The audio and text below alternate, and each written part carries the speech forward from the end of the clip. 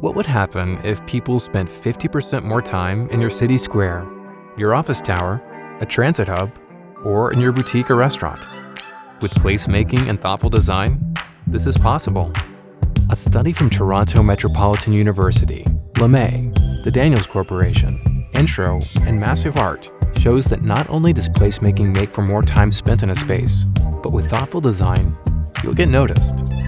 Placemaking initiatives increase the positive perception of the environment by 53%. Not only that, the study saw a 63% increase in positive feelings towards the locations. Your visitors will notice how inviting, comfortable, and safe your destination is.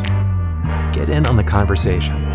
74% of participants wanted to share pivotal information about spaces with placemaking, and there's a 77% increase for them to recommend the site to friends, family, and acquaintances.